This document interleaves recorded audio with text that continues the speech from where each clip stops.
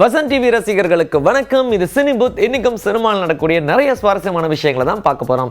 எடுத்த எடுப்புலேயே ராஷ்மிகா மந்தனாவோட நியூஸ் தான். ரொம்ப ஜாலியாக சந்தோஷமா ஆரம்பிக்கணும்ல, அதுக்காக தான். கிளுகிளுப்பான செய்தி கிடையாது, பட் கலகலப்பான செய்தி. என்னன்னா, அனிமல் அப்படின்ற படம் சந்தீப் ரெட்டி வங்காவோடைய டைரக்ஷனில் ரிலீஸ் ஆயிருந்துச்சு.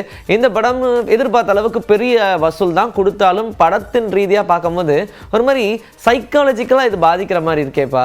ரொம்ப அப்பா அம்மாவில் அடிக்டாக இருக்கக்கூடிய ஒரு பையனா இப்படி ஒரு பாசமா அப்படின்ற மாதிரிலாம் நம்ம எல்லாம் யோசிச்சோம். சரி, இப்படி ஒரு கதையும் சந்தீப் ரெட்டி வங்கா கொடுப்பாரு அப்படின்ற மாதிரி கொடுத்துருந்தாரு. அது ஒரு பக்கம் ஒதுக்கி விடுங்க. அடுத்தபடியாக பிரபாஸை வச்சு ஸ்பிரிட் அப்படின்ற படத்தை 300 கோடி ரூபாய் பட்ஜெட்டில் செம்ம கிராண்டாக எடுக்க போகிறாங்க அப்படின்றது நமக்கு தெரிஞ்ச விஷயம் தான். பேசிக்கிட்டு இருந்தாங்க.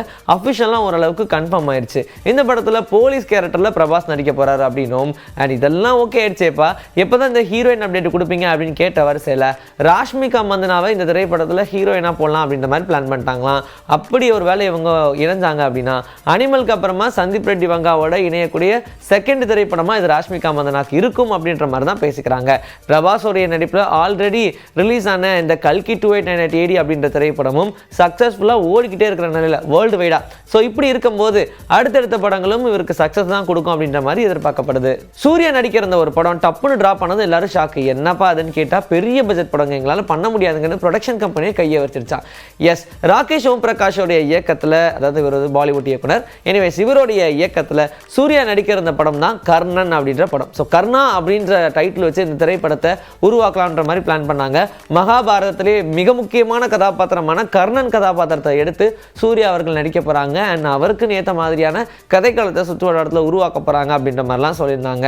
ஸோ கர்ணா அப்படின்ற டைட்டில் இருக்கக்கூடிய இந்த திரைப்படத்தை எடுக்கலான்னு பார்த்தா வாய்ப்பே கிடையாது. ஏன்னா ஃபஸ்ட்டு இந்த படத்துக்காக எஸ்டிமேஷன் போட்டது வேறு, ஆனால் இப்போ இந்த எஸ்டிமேஷன் எகிரிக்கிட்டு இருக்கு.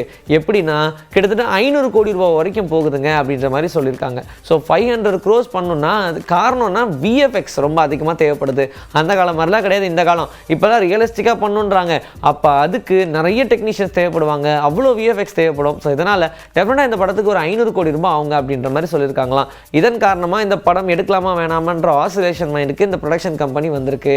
ஆனாலும் சூர்யா இப்போ வந்து ஹிந்தியில் எப்படியாவது ஒரு படத்தை ஹிட் கொடுக்கணும் அப்படின்ற மாதிரி உட்கார்ந்துருக்காங்க. ஆல்ரெடி சூர்யா நடித்த சூரரை போன்ற திரைப்படம் ஹிந்தியில் டப்பாய் உடான் அப்படின்னு வந்திருந்தாலும் அந்த படத்தை பெருசாக யாருமே பார்க்கல. ஸோ கதை நல்லா இருக்கு அப்படின்றனால ரீமேக்கே பண்ணிடுவோம் அப்படின்னு சொல்லி தான் சஃபீரா அப்படின்ற படம் வந்து இப்போ ரிலீஸ்க்கு காத்திருக்கு. இந்த வரிசையில் அக்ஷய் குமாரோடைய நடிப்பில் இந்த திரைப்படம் உருவாகியிருக்கு. சும்மா ஒரு கெஸ்ட் அப்பியரன்ஸாக சூர்யாவும் பண்ணியிருக்காரு. ஆனால் இது மட்டும் பத்தாது இல்லையா, இன்னும் பெருசாக எதாவது பண்ணும் அப்படின்றதுக்காக தான் இந்த கர்ணா அப்படின்ற படத்தை எப்படியாவது உள்ளே போயிடணும் அப்படின்ற மாதிரி சூர்யாவும் முயற்சி பண்ணிட்டு இருக்காங்க. ஏன்னா இப்போ சூர்யாவும் சரி ஜோதிகாவும் சரி ரெண்டு பேர் எப்படியாவது ஹிந்தியில் பெருசாயிடணும் அப்படின்ற மாதிரி தான் அங்கேயே போய் செட்டில் ஆகி உட்காந்துருக்காங்க. இப்படி இருக்கும்போது இந்த படத்தை தள்ளி போக தானே விடுவோம், எப்படி நாங்கள் அப்படியே கேன்சல் பண்ண விடுவோம் அப்படின்ற மாதிரி தள்ளி போய்கிட்டே இருக்கு. எனிவேஸ், என்னதான் ப்ரொடக்ஷன் கம்பெனி ஆசிலேஷனில் இருந்தாலும் வேற எங்க இருந்தாவது பணத்தை போட்டால் இந்த படத்தை எடுத்துருவோம் அப்படின்ற மாதிரியான ஒரு பிளானில் தான் இருக்காங்களாம். இந்த வருஷத்தோடைய இறுதிக்குள்ள இந்த படத்துடைய ஷூட்டிங்கை ஸ்டார்ட் பண்ணுவோம் அப்படின்ற மாதிரி சூர்யா தரப்புல இருந்து நமக்கு செய்தி வந்திருக்கு. சங்கருடைய இயக்கத்தில் இந்தியன் 2 படம் ரிலீஸ் ஒரு வழியாக தெரிஞ்சிருச்சு. ஆனால் அடுத்தபடியாக ராம் சரண் மற்றும் கீரா அத்வானியோடைய நடிப்பில் கேம் சேஞ்சர் அப்படின்ற ஒரு படம் எடுத்துட்டு இருக்கீங்களே, அந்த படத்தை எப்போ தான் ரிலீஸ் பண்ணுவீங்கன்னு தெலுங்கு ஆடியன்ஸ்லாம் கேட்க ஆரம்பிச்சிட்டாங்க. இப்படி நிறைய ரிப்போர்ட்டர்ஸ் கேட்ட கேள்விக்கு அவங்க பதிலும் சொல்லியிருக்காங்க. சார், ஏன் சார் கேம் சேஞ்சர் தள்ளி போகுது அப்படின்னு கேட்டதுக்கு, சில தள்ளி போகணுன்றதுலாம் ரீசன் கிடையாது. முக்காவாசி படத்தோடைய ஷூட்டிங் எல்லாம் முடிச்சாச்சு. இன்னும் 10 நாள் மட்டும்தான் ஸ்கெடியூல் பேலன்ஸ் இருக்கு. அதையும் நான் சீக்கிரமாக முடிச்சிருவேன். இந்த இந்தியன் 2 ரிலீஸ்க்காக காத்துக்கிட்டு இருக்கேன் அப்படின்ற மாதிரி சொல்லியிருக்காங்க. ஏன்னா படத்தை ரொம்ப விறுவிறுப்பாக 2 பக்கமும் சேர்ந்து தான் டைரக்ட் பண்ணிட்டு இருந்தாரு. ஆனால் இப்போ இந்த இந்தியன் 2 ரிலீஸ்னால இதில் கொஞ்சம் ஃபோக்கஸ் பண்ண வேண்டியதாக இருக்குது. இதையும் வேர்ல்டு வைடாக ரிலீஸ் பண்ணுறாங்க. இது முடிச்சதுக்கு அப்புறமா அந்த 10 நாள் ஸ்கெடியூலும் கம்ப்ளீட் பண்ணிட்டு அடுத்து அதோடைய போஸ்ட் ப்ரொடக்ஷனில் உட்காந்து படத்தோடைய ரிலீஸ் டேட் எல்லாத்தையுமே அனௌன்ஸ் பண்ண வேண்டிய நேரம் சீக்கிரமாகவே வரப்போகுது.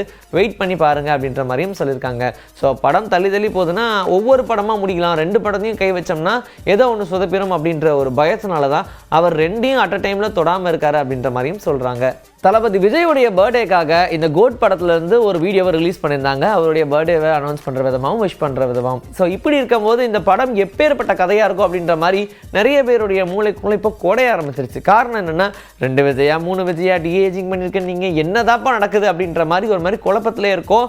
ஆனால் நம்ம ஆட்கள்லாம் டீ கோட் பண்ணுறதுல ஸ்பெஷலிஸ்ட் ஆச்சு, ஒரு வழியாக டீ கோடும் பண்ணியிருக்காங்க.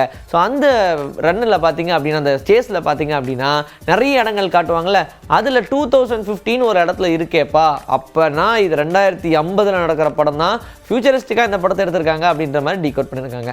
நானுமே இந்த வீடியோ பார்க்கும்போது ஓரளவுக்கு கணிச்சேன். ஆனால் இதுக்கு முன்னாடியே அவங்க சொன்ன விஷயம் தானே, பாஸ்ட்டு ஃபியூச்சர் ரெண்டையும் கனெக்ட் பண்ணுற ஒரு படமாக இருக்கும். அண்ட் இது கோட் அப்படின்னும் போதே தெரியலையா, கிரேட்டஸ்ட் ஆஃப் ஆல் டைம் அப்படின்னு வச்சுருக்காங்க. ஸோ டைம் ட்ராவலை பற்றின ஒரு படம் தான் அப்படின்றது நமக்கு தெரிஞ்சு போச்சு.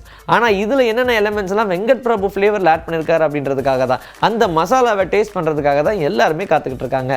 தமன்னாவை 7th ஸ்டாண்டர்ட் சிலபஸில் புக்கில் ஆட் பண்ணியிருக்காங்க அப்படின்னும் போது எல்லாருக்குமே கொஞ்சம் பிரமிப்பாக தான் இருக்கும். அண்ட் அது மட்டும் இல்லாமல் எதுக்குப்போ இந்த தேவையில்லாத வேலை அப்படின்ற மாதிரி நிறைய பேர் யோசிச்சிருப்பாங்க. எஸ், பெங்களூரில் இருக்கக்கூடிய ஒரு தனியார் பள்ளியில் 7th ஸ்டாண்டர்ட் படிக்கிற பசங்களுக்கு அவங்களுடைய சிலபஸில் தமன்னாவுடைய ஹிஸ்ட்ரியை தூக்கி உள்ளே போட்டிருக்காங்க.